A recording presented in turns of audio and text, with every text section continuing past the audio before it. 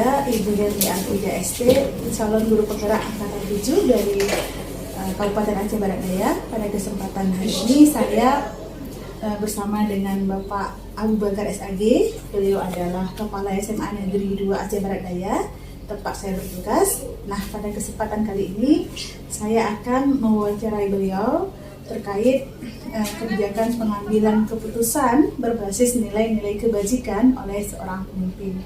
Mari kita mulai. Apa kabar Bapak hari ini? Alhamdulillah sehat, Bu. Baik Pak. Jadi Pak, seperti apa yang sudah saya sampaikan di awal, bahwa kami calon guru penggerak di angkatan 7 ini Pak sudah sampai di modul 3.1. Nah, dalam modul 3.1 ini ada diberikan tugas untuk kami mewawancarai beberapa kepala sekolah di sekitar kami bertugas untuk kami menggali lebih banyak lagi pengalaman terkait kebijakan pengambilan keputusan berbasis nilai-nilai kebajikan oleh seorang pemimpin. Kita mulai ya Pak. Ya, di sini Pak ada beberapa pertanyaan yang akan saya ajukan.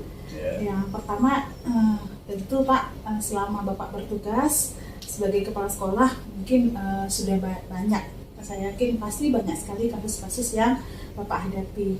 Nah, dalam hal ini kira-kira bisa Bapak sampaikan bagaimana cara Bapak mengidentifikasi apakah kasus-kasus tersebut termasuk dalam kasus dilema etika atau kasus pendidikan moral, Pak? Oke. Kalau di segi etika moral ataupun bukan moral ya, Pak. Di situ kan sudah ada aturan yang mengaturnya. Jadi kita sudah bisa membedakan mana yang menjadi suatu hal yang memang tidak boleh kita langgar dan yang boleh kita langgar. Sementara di yang satu lagi tadi yang sama-sama baik, bertujuan baik, tapi terkadang ada benturan, sehingga mengakibatkan kinerja dari sebuah lembaga itu agak tersendat akibat terjadinya perbedaan pendapat yang walaupun kedua-duanya itu benar dan mempunyai tujuan yang baik, kan gitu. Jadi Bapak kalau secara selama ini Bapak mengambil sebuah kesimpulan, tetap yang pertama sekali Bapak lihat ujungnya itu kemana, yang lebih mengarah kepada visi dan misi tujuan yang ingin kita capai. Baik Pak. Saya tangkap bahwa selama ini baik kasus pendidikan moral atau kasus dilema etika, Bapak melihat akar permasalahannya bagaimana. Kalau memang mengandung dua sisi benar-benar, maka itu adalah dilema etika. Kalau benar salah, maka itu pendidikan moral. Nah, untuk itu Bapak melihat ujungnya kemana. Nah, untuk kita tetap mengarah ke visi misi yang akan dicapai sekolah. Baik Pak. Yang kedua ya Pak, selama ini bagaimana cara Bapak menjalankan keputusan di sekolah, terutama untuk kasus-kasus yang berhubungan dengan dilema etika? Jadi di sini Bapak melakukan tetap berpijak pada tujuan akhir daripada sebuah lembaga itu, walaupun terkadang di saat kita mengambil sebuah keputusan tidak bisa membuat orang lain itu menjadi puas untuk apa yang kita berikan itu. Tapi yang terpenting adalah kita tidak merugikan orang tersebut untuk mencapai tujuan yang kita inginkan.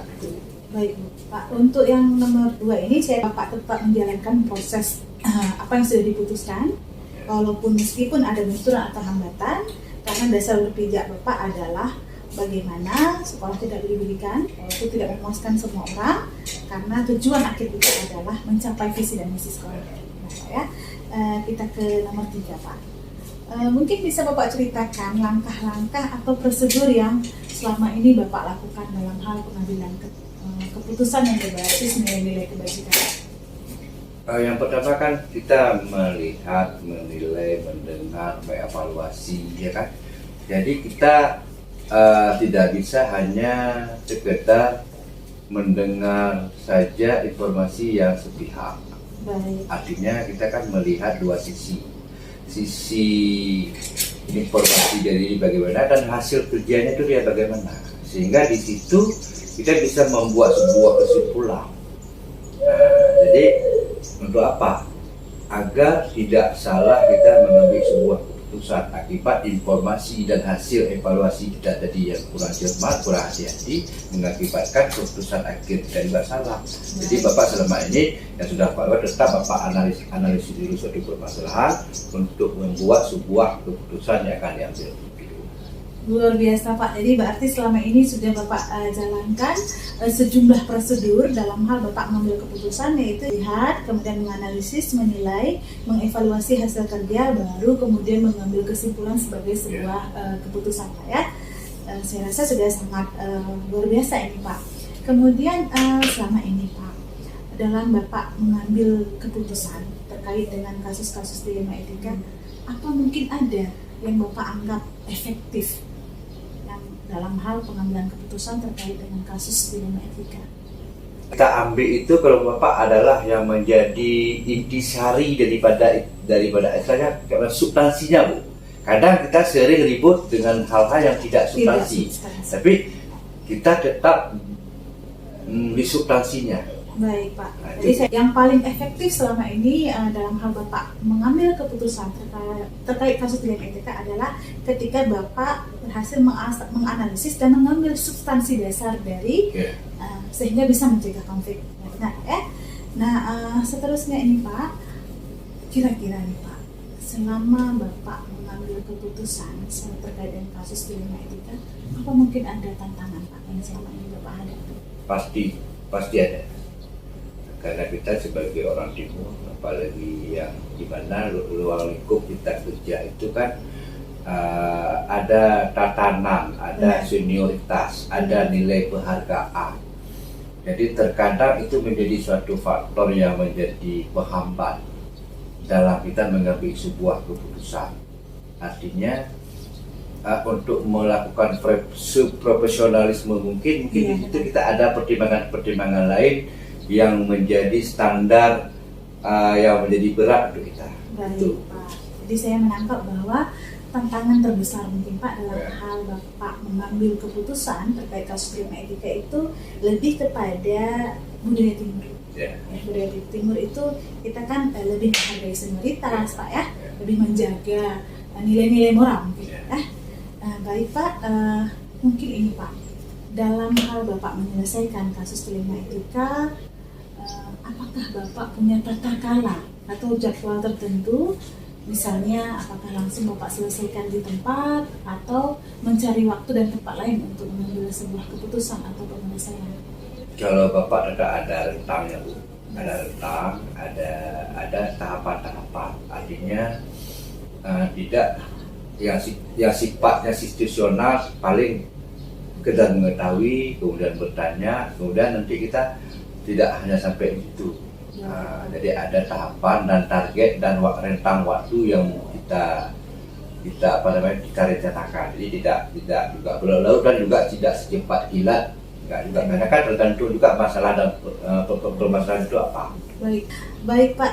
Jadi selama ini Pak, dalam Bapak menjalankan tugas sebagai pemimpin dan mengambil sebuah keputusan, apakah ada nih Pak seseorang yang membantu atau ada faktor lain yang membantu dan mempermudah Bapak dalam pengambilan keputusan Pak? Ada.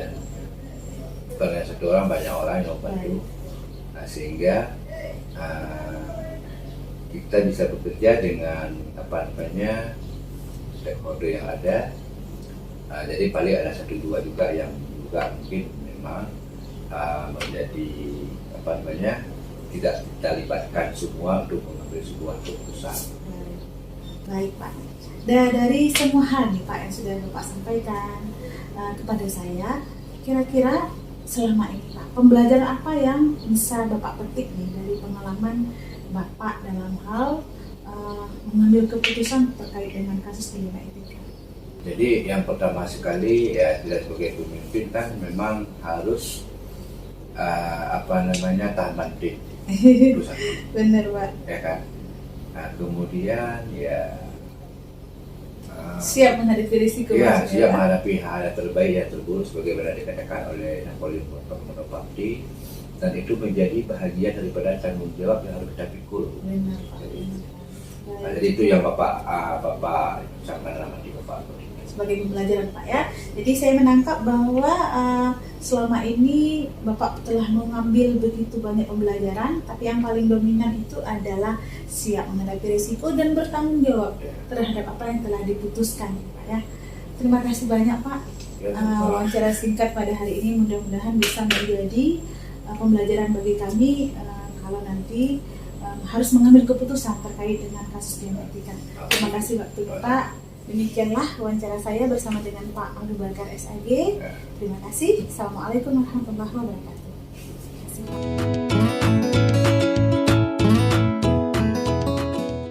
Assalamualaikum, perkenalkan saya Daniel SD. Saya sekarang sedang mengikuti pendidikan calon guru penggerak angkatan 7 dan alhamdulillah kami sudah sampai di modul 3.1.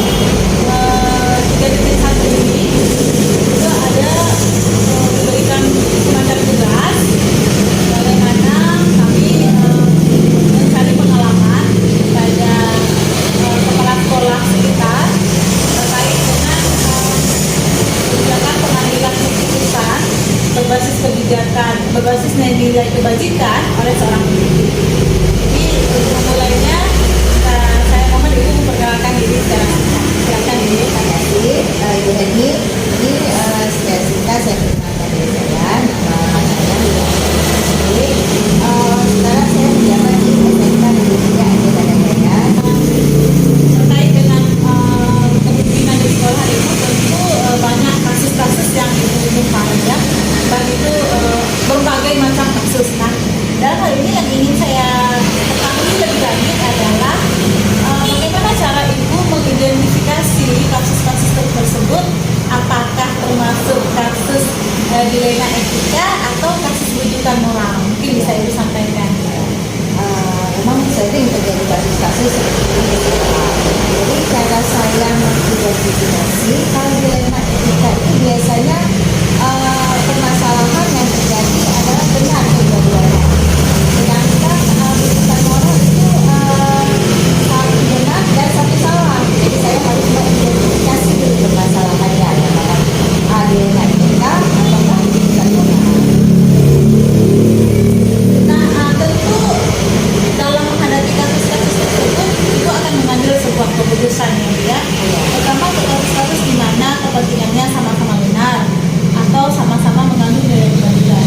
Nah, bagaimana cara Ibu dalam menjalankan pengambilan keputusan untuk hal yang kasus tersebut berbasis benar dengan benar?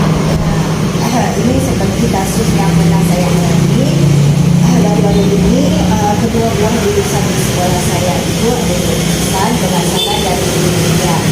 Jadi mereka membuat kalau di SMK itu ada uji kompetensi siswa untuk ujian akhirnya. Mereka membuat masing-masing tanpa adanya koordinasi. Padahal sebenarnya bagus baik demi kelancaran sekolah, cuma saya tidak mau seperti itu. Saya maunya kedua-duanya itu dikoordinir oleh satu orang. Jadi kami koordinasi, saya menunjukkan Mas untuk mengkoordinir kedua-duanya. Jadi alhamdulillah uji kompetensi itu berjalan dengan lancar. Artinya satu komando. Iya, ada satu komando. Dan apakah selama ini ketika Ibu mengambil sebuah keputusan tadi ya, ketika misalnya ada dilema, ada jurusan di sekolah Ibu mau melaksanakan kompetensi terpisah dari jurusan lain, ternyata Ibu usahakan agar itu di bawah satu komando. Nah, maka dalam pengambilan keputusan ini Ibu menempuh prosedur tertentu. Saya kedua-duanya baru kami koordinasi sama-sama.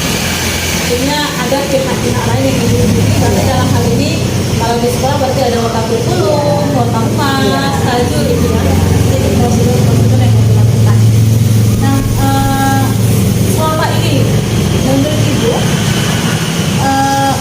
ada tidak hal yang Ibu anggap efektif dalam pengambilan keputusan? Dalam pengambilan keputusan ini tentu kita tidak semudah yang kita bayangkan, karena kedua-duanya itu benar. Ya, jadi kita harus menganalisis dulu persoalannya di mana, kemudian kita melihat siapa yang terlibat di dalamnya itu kita mencari jalan keluarnya bersama-sama. Kemudian baru kita putuskan bersama-sama.